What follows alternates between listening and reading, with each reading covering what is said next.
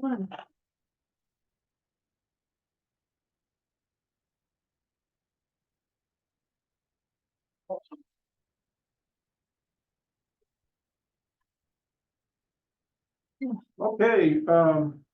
it's about 12. We're going to go ahead and get started.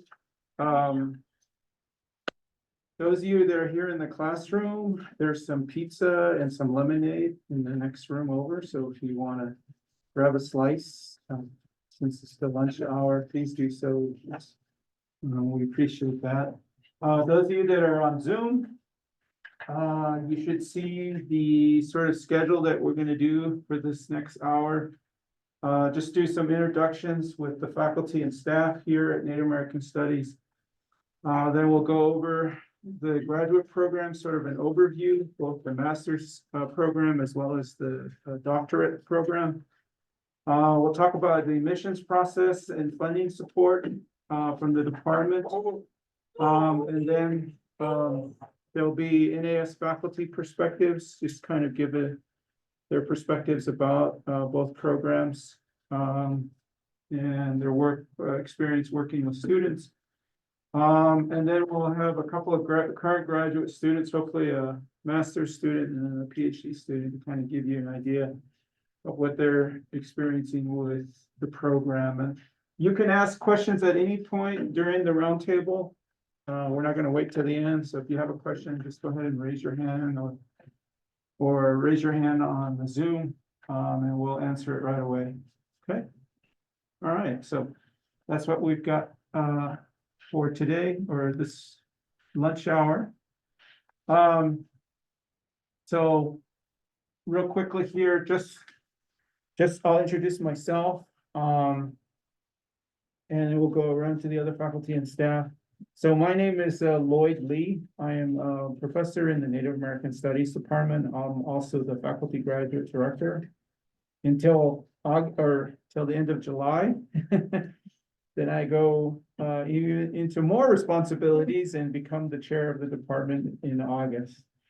I'm an enrolled citizen of the Navajo Nation, and I'm also the director for the Center for Regional Studies, which is a unit here at UNM that focuses on supporting faculty and graduate student scholarship that looks at the region in the Southwest in the humanities and social science.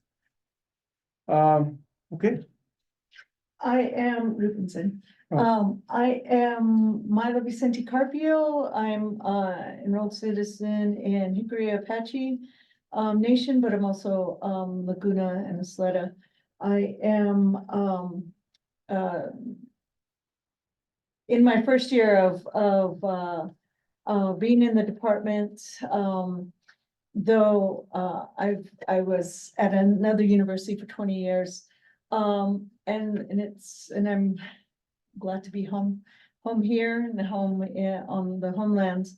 I am an associate professor, but I will be, as of the end of July, taking the position as graduate director. So yeah, day also everybody here in the room, everybody online. So Kyle Harvey and Chef. So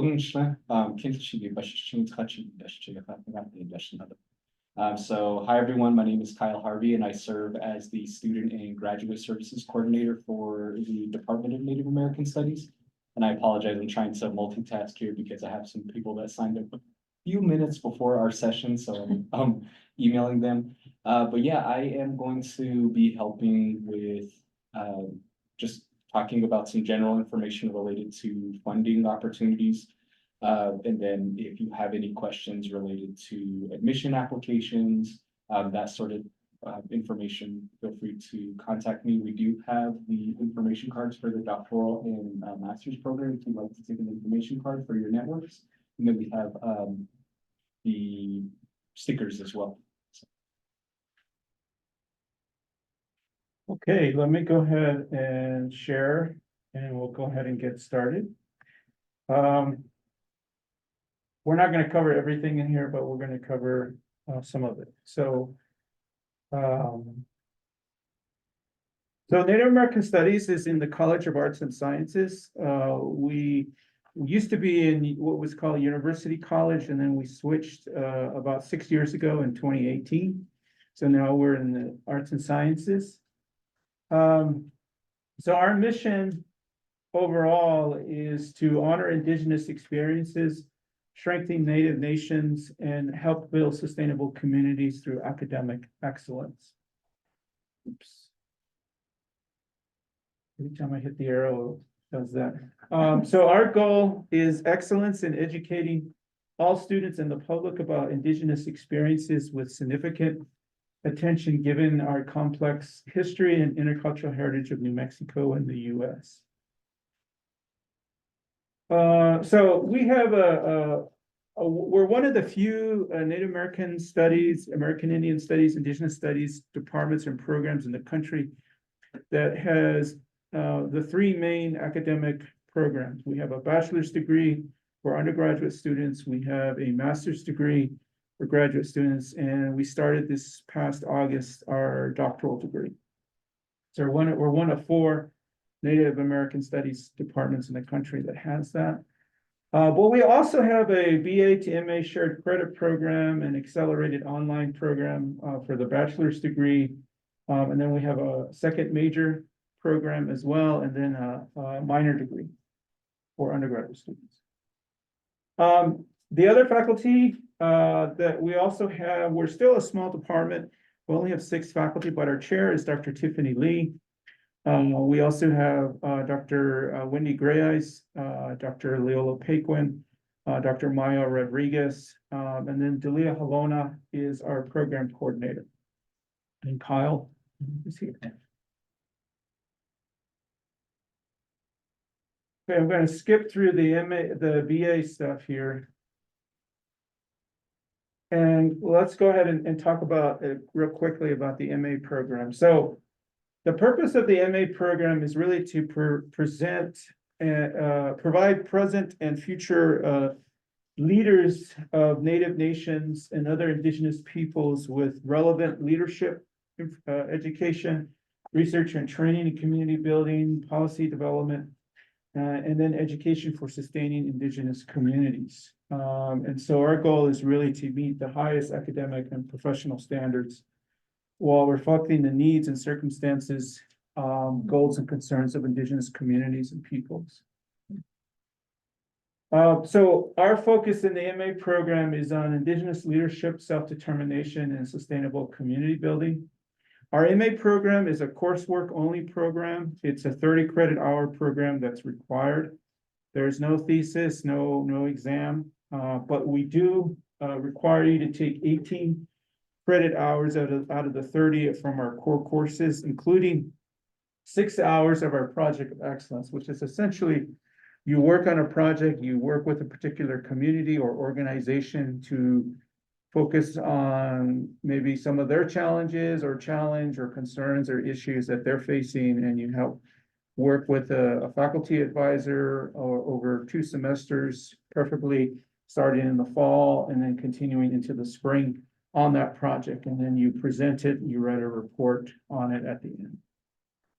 And then, so that's 18 hours, and then 12 hours is from the focus area section, which we'll go over here in a second. Okay, so these are all the core courses that are required in the MA. So a couple of these are also applicable to the PhD program. So you're also required to take these if you're a doctoral student. So 550 is our introductory seminar on Indigenous nations and sustainable communities. Faculty rotate in terms of who teaches that based on the semester. It's usually just offered in the fall. Okay. 555, our Native American policy and community building. Usually Dr. Grayeyes teaches that. She's on sabbatical this year, so I'm teaching that right now. We offer that in the spring semester, and it's focused specifically on tribal policy and specific to tribal nations in the US. Okay. 560 is our research method and practice in Indigenous scholarship. Dr. Tiffany Lee is teaching that right now.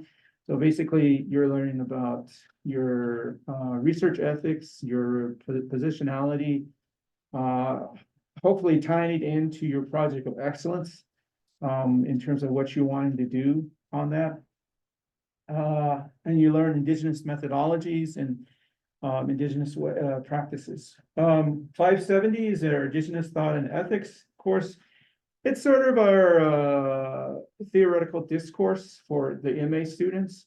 So you learn about some of the more relevant and current research that's being done in Native studies, as well as some of the theoretical discourses that are being implemented with their studies. For instance, decolonization, Native feminism, and then so many others. And then your project of excellence is your sort of your capstone course that you work in your second year. In the fall and the spring, you earn 6 credit hours, 3 hours in the fall, 3 hours in the spring. Again, you're working on a project with a specific tribal nation or a specific organization or community. Okay. Now, the other 12 hours is what we call focus course sections. So you select 4 of these. These are courses that are all graduate level courses at the MA level. So some of them focusing on education, some of them focusing on leadership, some of them focusing on economics and sustainability, identity. We do have 510, which is an individual study where you work one-on-one with a faculty advisor on a specific project. It can be related to your project of excellence, or it can be related to something else that you're interested in doing. We also have 551, which is problems. That is specific to the Native American studies field. So if you're interested in looking at a particular issue or something related to the field as it's currently at this point in time, then you would work on a specific area, and you would work one-on-one with one of the faculty members. Okay? So just to give you an example, I supervised a student who was working on Indigenous methodologies in terms of the field, and some of the ethics that are tied to that. Okay. So you can pick 4 courses from here. It's also possible to petition to take up to 6 credit hours out of the 12 outside of the discipline. So outside of NAS, somewhere across the campus. We've had a few students who have done that. Most of it is tied to their project of excellence. They wanted to take something that was related to what they were doing. Some have taken courses in education and other social sciences. So just to let you know, you can petition up to 6 credit hours. How that works is you notify the faculty graduate director that you're interested in taking a course outside of NAS. You get a copy of the syllabus of that course, as well as when the course is being offered and the instructor's name. That you email that to the graduate director. She reviews it and needs to approve it. Okay, it has to be tied to our focus. Okay. There's already a few that have already been Yes. sort of approved because other students have taken the courses. Correct. Yeah. So our MA program is really kind of designed as a 2-year program. You would start in the fall semester, full-time status, maybe 9 hours. So full-time status at the MA level, at the graduate level at UNM is 3 courses, 9 credit hours. In the spring semester, you would continue at that status, 9 hours. And then in your second year, you would take 6 hours, again, most of it tied to your project of excellence. In the 3 in the fall and 3 in the spring. So that's sort of designed that way, but it doesn't necessarily work that way. We've had some students in the past that need to be on full-time status all the time just because they have scholarship requirements.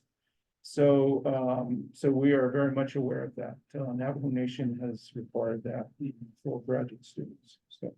And then a good chunk of our students pursuing graduate programs also full-time, so sort of getting in within the non-traditional category. So their parents, folks that are coming from all of these states. So there's a really wide diversity in our student representation. So in that case, are many classes offered like in the even non-traditional time? Yeah, most of them are offered once a week, usually in the early evening, after 4 o'clock.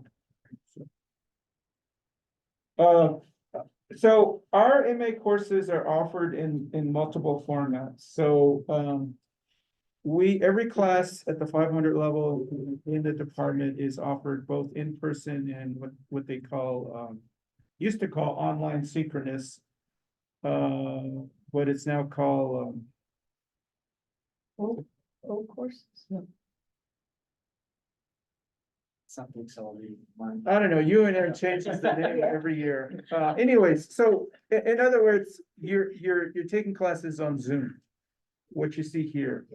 So all of our 500 level courses are offered that way, every single one. We've had students who are in the MA program that lived in New York City, in Washington, DC, in Arizona, and Michigan, across the country. So you don't have to live here in Albuquerque to be in the MA program. And the reason being is because of the courses that are being offered. We do require you to attend orientation before the start of the first semester. Usually it's the Friday before the semester starts in August. We go over the handbook, we go over some of the requirements, you meet all the faculty, what their expectations are for you in their courses. You are also required to meet regarding the project of excellence. Once you identify your project, you will be asked who you want to work with in terms of the faculty advisor. Okay, and then we basically find out if that faculty advisor is okay with it, and so forth. Okay. You are also required to present on your project of excellence in the final semester that you're set to graduate. It can be, we encourage being in person, but if you can't do it, you have to do it on Zoom, then we'll make those arrangements. Okay. We do have an NAS graduation convocation in May here. This year it's going to be May 10th, which is a Friday. It's usually at May, so that you can come and be acknowledged in terms of your accomplishments and your graduation, and you can bring your family and so forth. And what's nice about the O class, the synchro, is that you're online, you're also with live in person too. And I've had students just sort of move into being on live because they like the interaction and stuff. So here's how to apply to the MA degree program. So you would go to grad.unm.edu. The application for fall admission for the MA is February 28th. You want to have a minimum GPA of 3.0, or if it's equivalent in the last 2 undergraduate years in your major. Okay. You would submit your online application and pay the fee. You need to send official transcripts to the UNM admissions office specifically. You would upload a letter of intent, 3 to 5 pages, that addresses your educational goals, your professional plans, your interest in the NAS MA degree program, and then any background or information in Native studies or working with Indigenous communities. You would also include a writing sample between 10 and 15 pages of original work that is either academic, technical, professional, or artistic in nature. So some examples include a research paper for a class or an article. If you maybe had a thesis, parts of a thesis, maybe one of the chapters, a short film clip, manuscript, reports, or briefings. Okay. And then 3 letters of recommendation. So basically you'll list the 3 individuals and their email addresses, and then UNM will directly send an email to them for them to complete the recommendation and upload a letter. Okay. We strongly encourage that those would be academic letters, so your professors or people who know your scholarly work. That can speak to your ability to do an MA program.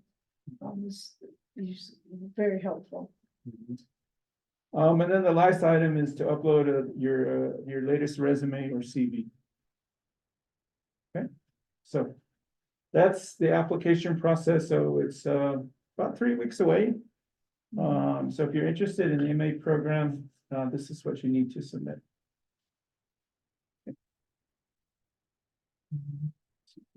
Okay.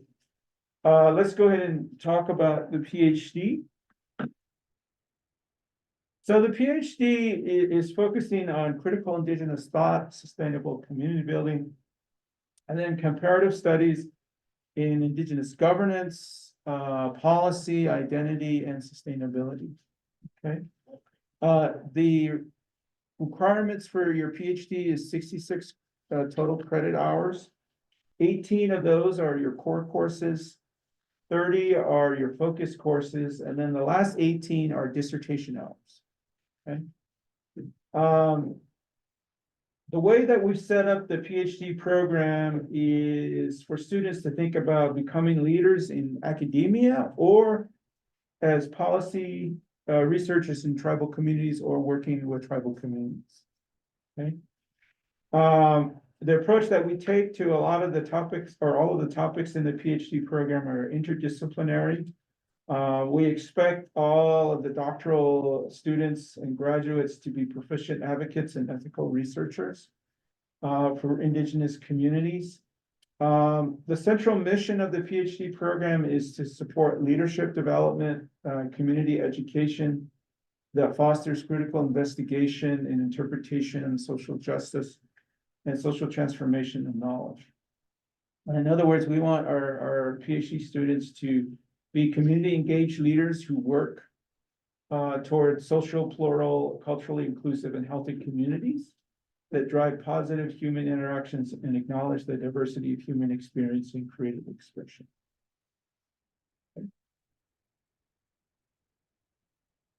Okay, so these are the required core courses.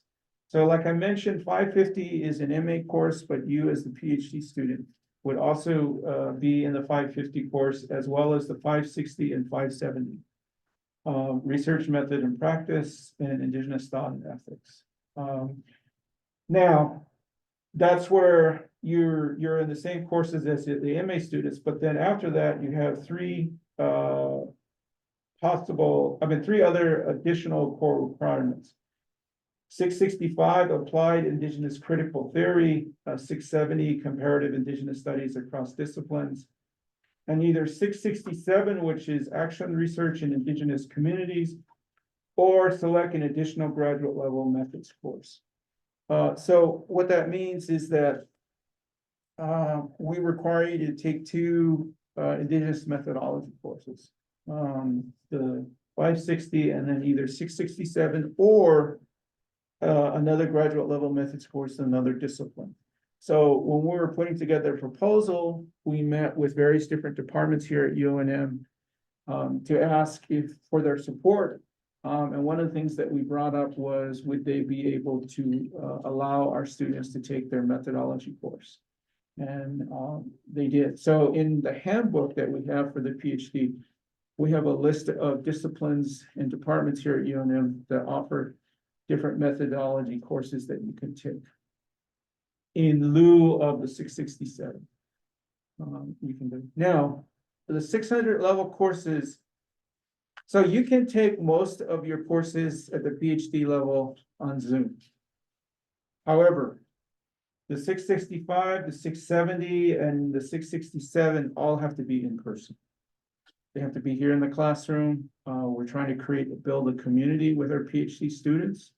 They're a very small cohort. They're not very large. We're still a very small department. So at most, we can only accept about 5 PhD students every year.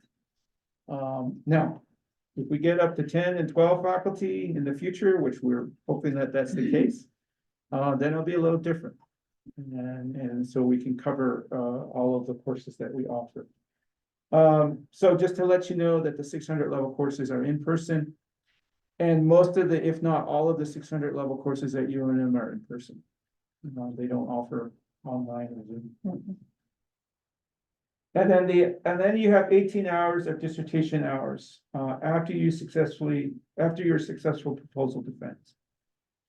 So once you start working on your dissertation, you can apply your hours to your dissertation. That's something that you would work with the graduate director as well as your dissertation chair, what that looks like.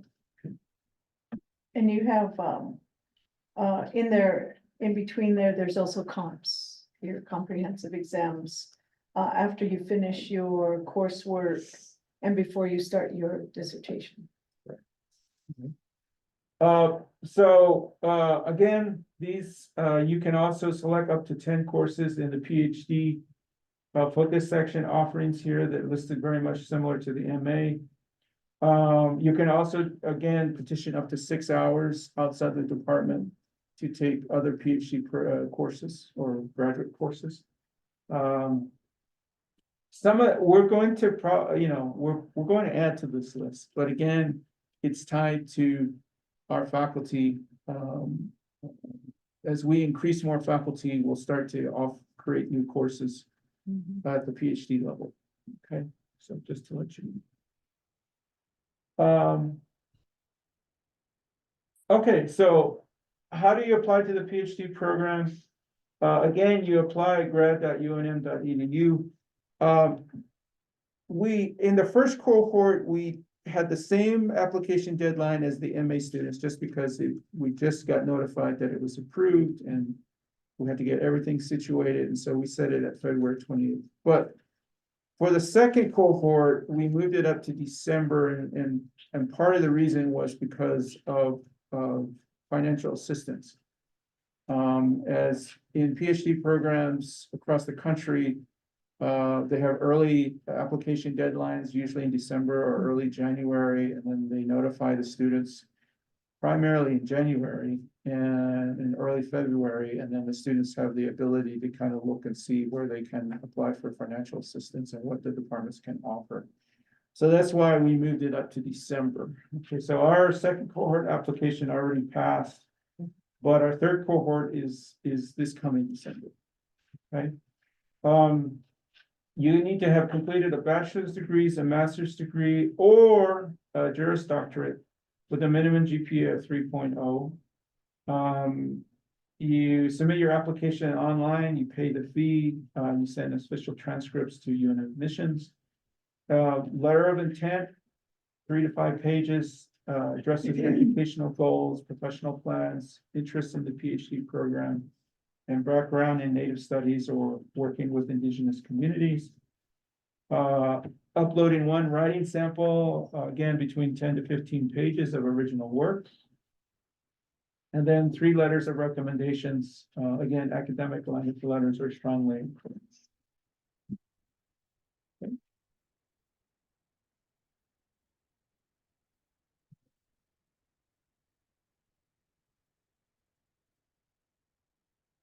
What was that? The whole floor. Yeah, that even moved that. Okay, so we also wanted to, another person coming in.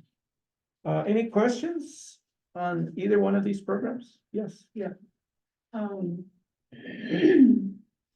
So,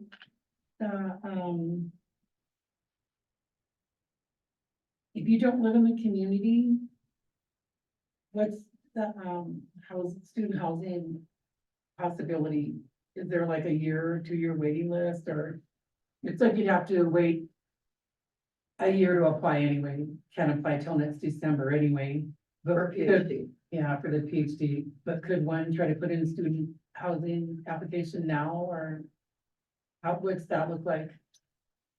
So that would certainly be a question for residents like in student housing. From what I understand, a lot of their housing opportunities are, you only need to meet a 6 credit hour threshold in order to be eligible for student housing. It varies from semester to semester depending on students that are returning, say in spring, but they were here in the fall. And they also help with off-campus housing opportunities. So I believe they have I forget what it's called, but it's a list of non-UNM related housing options. So I think they list prices, location, the size of either an apartment or a home. So if students want to strategize with friends, they can work that out amongst themselves, but the residents have to be the best to ask those questions. Okay, thank you. So this is the first year of the PhD program, and I know you're in it, Kyle, right? I'm checking out the website. How's it going? I did apply last year. I was not intending on applying this year anyways. I was waiting a year because I love up my baby. But, so I will be applying to the third cohort again. But how is the first year going? It's going really well. We also have Ruben Leyva and Nicole Swensel that are also in the doctoral program, so maybe they can also share their experiences. But it's going really well. My background is primarily in higher education, so really trying to have that complement what it is that I'm doing in the doctoral program in NAS. But a lot of the work has been, rather than taking it from what we are reading, a lot of it's also coming from lived experience. So it's a really unique blend of, I guess, both sides of the coin to really inform what it is that I want to do after this program is done. So, but yeah, Ruben, Nicole, would you be able to share your experiences in the program thus far? Ladies first.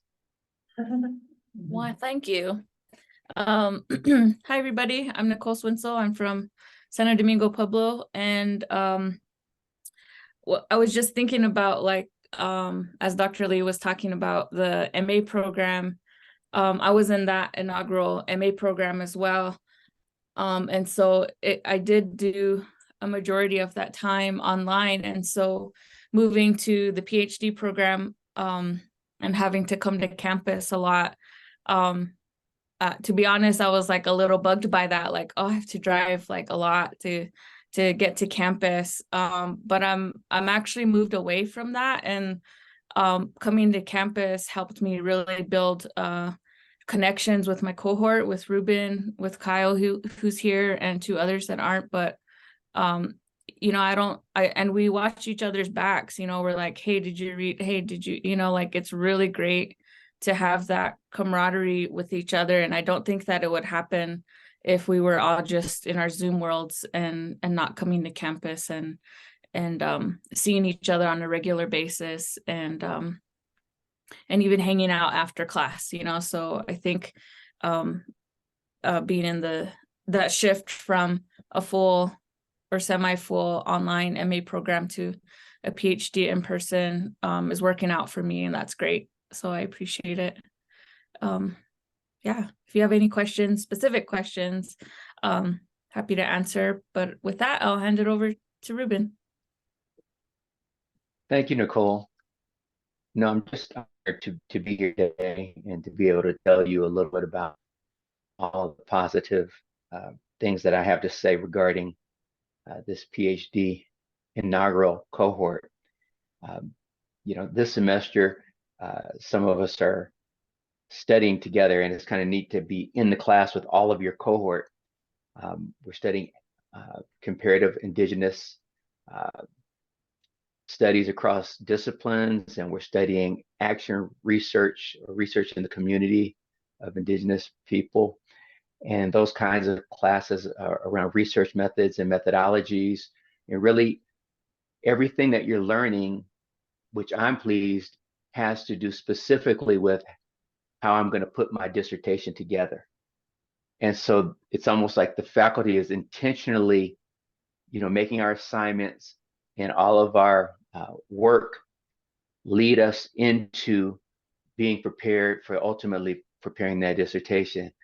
In addition to that, last week, we, as a cohort, had an opportunity to team build and work our butts off at the ASA conference, the American Indian Studies Association 25th annual conference. And we had tribal members from all throughout the United States, Canada, and Mexico present. And we were networking while we were also presenting at the conference. They allowed us to present but still work. So we were rotating the registration table on shifts. We were also attending breakouts and panel discussions so that we could be fed information from other presenters. So it's just a real neat opportunity. I think that for those that are interested, you'll find it a wise decision in the end to either be a part of the master's or PhD program. And let's face it, I mean, we have the best faculty in the nation right here at UNM, and who could ask for more? You know, there's a lot of American Indian studies and NAS programs out there, but can't really come close to what we're getting here at UNM. That's all that I have. On that note, since it sounds, and I'm sure is really an elite program, how many applicants did you get last year? How many applicants did you get this year? And is there a possibility for any of those that do get denied to be on a hold list? So when we first announced it, well, with the first cohort, we got quite a few applications. I believe we got, I want to say, just trying to remember how many. I think we got 12. And we also knew initially, because we were just starting off, we were thinking very small because we were trying to also cover our BA program and MA program as well, and we're small faculty, and so we actually have to hire some adjunct to teach some of our BA courses. But and then this latest round, the second round, was much smaller, which was kind of weird. I'm not quite sure why, because That becomes, Because of the sometimes that deadline. happens. yeah, it was how many do we have? 6 or some 5 or something like that. Which was interesting because I met with a lot of prospective students who were interested in the PhD program. That I thought were going to apply, and quite a few of them didn't. I Do you met think it was about because almost of 20 people. Do you think it was because of the new deadline though? Cause I would have never known that. Cause I applied last year. I don't know if that was, I mean, when I met with them, I told them the deadline was December 4th. So those so premier they- students knew, yeah, but students so- outside of the community might not have known. But if you're looking, you would look at the deadlines. Yeah, it was on the website, our website, so. Yeah. And then when people emailed me too, I let them know as well, so. Yeah, although I knew I wasn't applying this year, I did just assume the deadline was the same. Yeah, we were thinking of keeping it the same, but UNM told us that the PhD programs, you should make it earlier because of the financial assistance. Yeah. That is available to students nationwide, because it's really in early January, early February that they need to notify students what they can find with the financial assistance. Yeah. So those ones that applied originally with their applications be able to be on hold? Oh, we don't have wait lists or hold for the PhD. Like right now, do you need another student in your cohort, is what she's asking? This year, do you need a second for your second That cohort? applied last year. Once the deadlines Yeah. come, the I deadline. was just trying to figure out the question there. No, The deadline's gone. Yeah. Yeah, one of those original 12, because originally you didn't know if you were gonna take 6 or 8, you were kind of still figuring it all out. Like, well, yeah, the first year, we year. knew we had to be small. Yeah. And we were, in the second year, we're following sort of the same format. Okay. But yeah, you can reapply at any time. So how many people are in a cohort? So right now with the doctoral, we have. Why don't you put the Starting. chat on the side, because there's a few. Okay. Oh, Yeah, so we have 5 right now. I believe that's with limited by the number of full-time faculty that we have Yeah. in the department. Yeah. So that, as Dr. Lee was saying earlier, that could fluctuate depending on hiring on new faculty.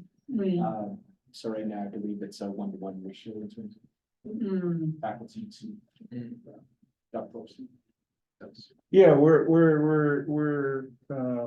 wanting to make sure that the PhD students work one-on-one with faculty, and we have 6 faculty right now. But we also don't want to overwhelm our faculty. So, because they're also the advisors to the MA students with their project of excellence. Yeah. So, so in that sense, you know, in terms of the PhD program, it's going to be pretty small for the time being in terms of cohorts. So, I can't tell you an exact number. That just depends on the application that comes in. We review it and have a discussion and determine who we want to accept. But it's gonna be anywhere from 3 to 5, really.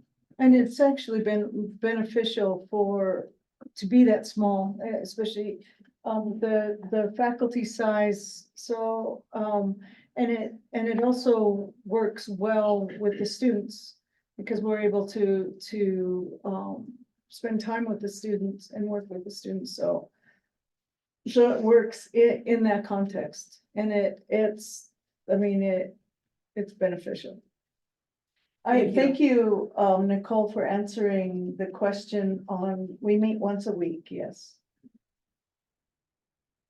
Do you all have your MA and NAS prior to applying to the PhD? It's not required, but it's definitely encouraged. At least you need to know in your letter of intent, you need to describe, because that question about your knowledge and prior knowledge and background about either NAS or with indigenous communities, because we want to know what kind of knowledge you have regarding that.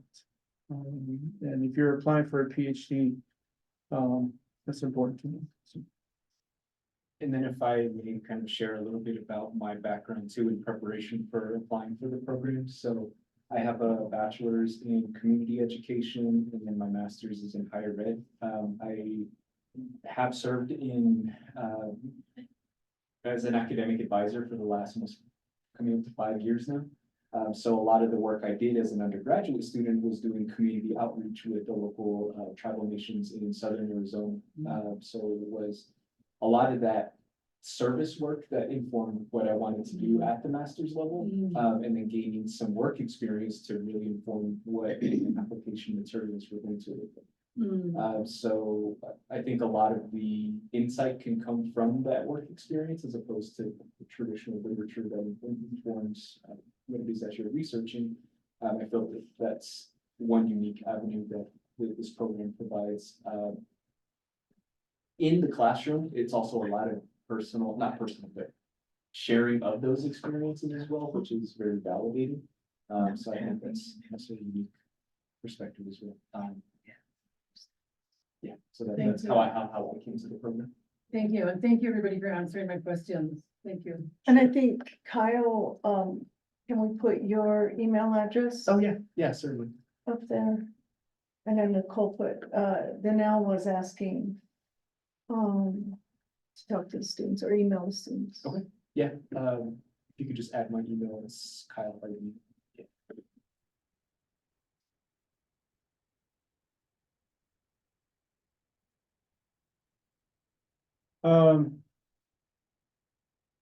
You could talk about the financial support. Oh, yeah. But did you have a question? Oh, yeah, so you mentioned it's interdisciplinary work, so I'm currently in like an MFA program for creative writing. And I was just wondering like, what could be the avenues of like working with that, like I'm not necessarily doing like creative projects for my coursework, but like I was thinking like looking at literature and studying native literature and things like that, if there was any like room for that in the coursework at all. Well, in terms of the coursework, it depends on the faculty member, exactly what they want to cover, but one of our faculty members is Maya Rodriguez, who has background in literature. Yeah. So. Yeah, Maya's looked at that, so she's good at that. So it may not, some of the coursework may cover some of it. Yeah. But working with her specifically would mean that you're looking more at literature. Yeah, Mhm. like for the dissertation. Right, So, right. Okay, yeah, cool, thank you. Cool, so then just to briefly touch on funding opportunities, once students are admitted to the program, the department does provide some financial support depending on how many credit hours students register for and successfully complete. So we do have a GPA requirement, I believe it's 3.0. Yes, 3.0 cumulative GPA requirement. And then the American Indian Student Services, which is more of a student affairs center located downstairs. They also have a network of scholarship opportunities that you can apply to that are separated based on private and university affiliated donors, and then also tribal scholarships that you could apply to. And then there's the scholarships office that also has a similar network of scholarship opportunities that students can self-evaluate to see if they're eligible for. I mean, even touch base with a scholarship officer, is that right? Yeah, officer that can help you go through these and see what would be applicable to you. So it's a sorry, lost my train of thought. So yeah, so there are also assistantships for students. Both Nicole and Ruben serve as graduate assistants with our department, and then we do have Mario Atencio, who is a teaching assistant for our Introduction to Native American Studies courses. And then everybody else is, not everybody else, a lot of other students are also receiving funding from their respective tribal nations. Yeah. So, yeah. Do tribal members pay tuition in the state of New Mexico? Yes. Yes, so it's all varied based on credit hour. I can't recall the exact number. I want to say it was about 1,200, close to about 1,200 per credit hour. And that's just accounting for tuition. There's the Bursar's office has a list of the cost of attendance for full-time coursework. So if you were to divide those numbers by 9 credit hours full-time course, those would be about $1,200 per credit hour cost. Yeah.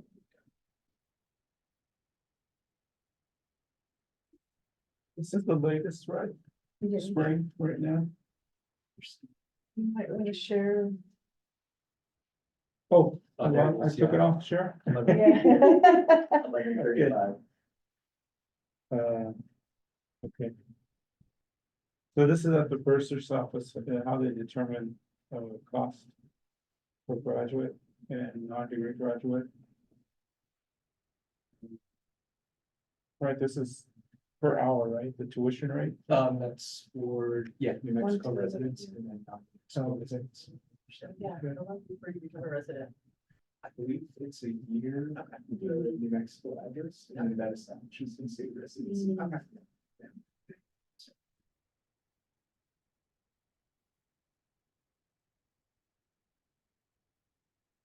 Yeah, I was just gonna say that, and in terms of assistantships, we were notified just recently by the college that they're gonna also provide 2 additional assistantships. So, we will have 5 total for beginning for the fall. So just to let you know that hopefully that would increase as we go along, as we progress with the PhD program, the MA program. We've had 16 students graduate from the MA program since it began. We have several that are set to graduate in May, 7 of them. So, and then the PhD, they're just starting off, but you'll not be surprised in 2 or 3 years that at least one of Yeah. them, maybe 2 of them may be finished and Right. graduates. Is it a 4-year program, or is this they taking a few classes at a time? It all just depends, right?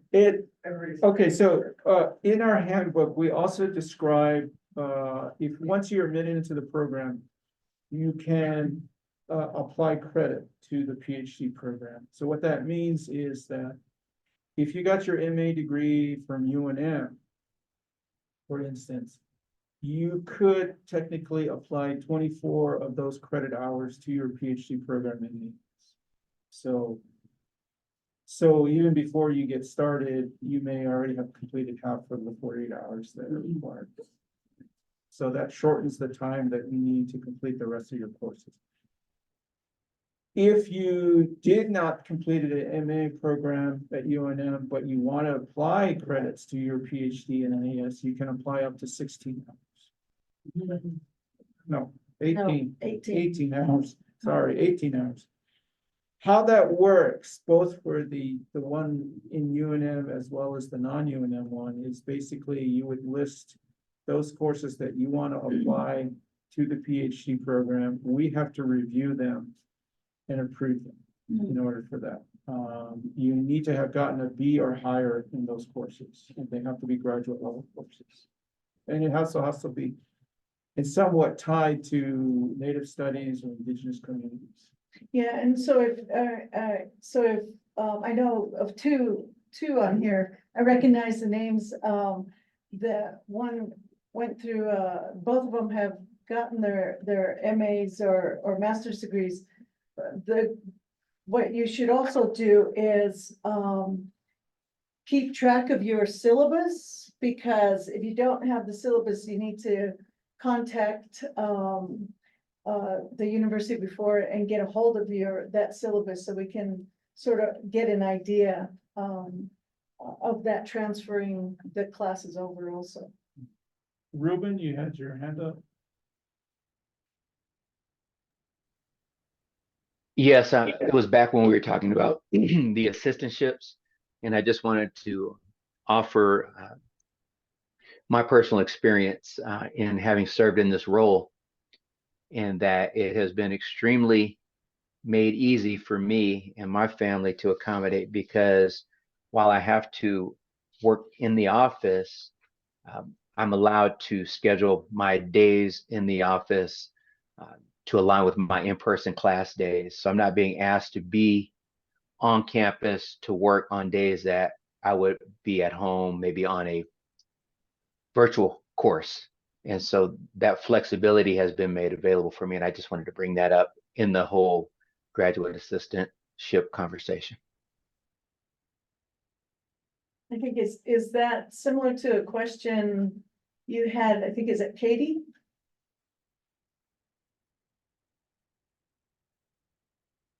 Down, up. Yeah, Assistantships available to masters and PhD students? Or just PhD? I know it's mostly our PhD students. I think the question is, would you know that after you apply? Oh, yeah, that's when I was talking to her about the applied credit. And I said, Okay. yeah. All right. Then Dr. Lee, for the Yeah. graduate assistantships, are those only reserved for doctoral students or can master's students also? No, it's for graduate students. It doesn't matter if it's master's or PhD. It just depends on applying for it and being selected. And then the assistantship, so is that like you're helping the faculty member with grade, things like that, or are you teaching the course?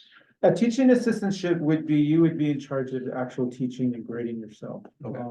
So our teaching assistantship is teaching an online course. So all of the online courses have already been created. So basically you would just, he's just covering what's already been set up and, grading the materials and stuff like that. Online courses here at UNM are just 8 weeks only. Oh, okay. I think he's just teaching one course, or is he teaching two? That is one. Okay. And the graduate assistantships are to help with the faculty and their research and the program itself. In terms of like putting on a conference or other relevant activities related to the department. So, yeah. I'd like to add something. I did last semester assist Dr. Paquin in her class. I wasn't necessarily grading, but I was answering any questions students had or chatting with them and their discussions in between when Dr. Paquin would be doing her grading. So and I'm doing a little bit of that this semester as well. So I'm not teaching it, but I'm also helping to have an online presence, which I think can be helpful for students that need more of that when they're in an online class. I too have a similar experience. Last semester, I helped Professor Benny Francisco with his intro to class, serving in the way that Nicole was describing. I want to thank everybody on Zoom and everybody here for their time. Thank you. And then, really quick, just kind of a backdoor, funding opportunity that I feel like is not spoken about often enough. So the university does offer qualified tuition remission for, full-time staff on campus. So if maybe you're in the job market and considering employment or moving to Albuquerque, UNM covers the cost of 8 credit hours worth of coursework. Compared to the previous institution I was at, they only covered up to, I believe it was 4. So UNM has the objective to try and enhance the level of education for, of course, the state, but also its workforce. So that's something you might be interested in. You want to look at UNM's job offerings page. Do they cover the same amount of hours for the master's and the PhD, or do you know? It's all, are you talking about the qualified tuition remission? Yeah, what you just talked about, like if you're working here. Yeah, so it's all 8, up to 8 Where's the hours. PhD? So I am registered for 6 credit hours. Cool. And then under QTR, it's very helpful. Oh, wow. Yeah. Awesome. Because you were full-time. Yeah. Yeah. Thank you for that valuable information. Yeah, of course, of course. Yeah. Yeah, so once you pass your probation period, I believe it's after 6 months, that's when it. Okay. The qualified tuition remission opportunities. And then students can also utilize that benefit toward non-degree seeking courses. If you feel you've been away from the academic writing process for a while. Yeah. So that was really helpful. Because then you could also do, or you maybe, or could you take like one of the early, like graduate classes before you're, admitted into the program? Yeah, that's what I did. I believe it was 550 is what I started with. And then I took another non-degree seeking course. There were both in the program. Yeah, so I applied and submitted, so those credit numbers is pretty cool. Yeah. Thanks. Thank you very much. Thank you. And we also put both our emails up. Mine is, go with the second one that's with Dr. Lee's. Yes, that one. So you can contact us also if you have any questions. And I think that other question on helping, I thought it was Graduate Horizons has a summer program that helps with applications. Is it Graduate Horizons? Yeah. That's right. Yeah, I'm spelling it wrong here. And they're good at giving you feedback on when you before you're turning in your application. Hello, Danelle.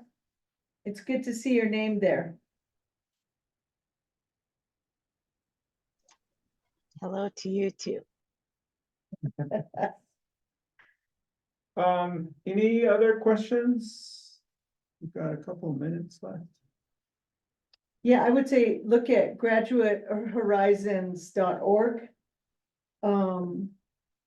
Because I know a few people who had gone through it and they gave feedback on their letters of statements of purpose, their intent, and talked about a larger looking at graduate school. So helping with the admissions, like an admissions workshop. And then last point, I think I would just like to add a kind of experience in the program. It's very family oriented, which is much needed. So a lot of students will volunteer to bring in food. We'll have study sessions during certain days of the week. We'll have community outings, just very informal. So, and then everybody's met each other's partners. We kind of talk about home life and work that we're interested in doing. So everything is very supportive here within the program and the department altogether. There's also resources that are offered during the semester, such as Dr. Vicente Carpio's How to Gut a Book resource. So that comes in really helpful when you're trying to manage many readings across all of the courses that you're taking. So. I Okay, wanted to ask, just add one more thing. Someone had asked, do we ask for letters of recommendation for faculty? I'd say yes, and the other thing is also giving them plenty of time, before the letter is due. And so my suggestion is that, you make sure that they know at least 2 weeks at a minimum, bare minimum, before that letter is due. okay, we have to close out, as the class is coming in. Thank you very much. If you have any more questions or anything, just contact us. And we'll respond pretty quickly. Thank you so much for being here. And we hope to see some of you applying. Thank you.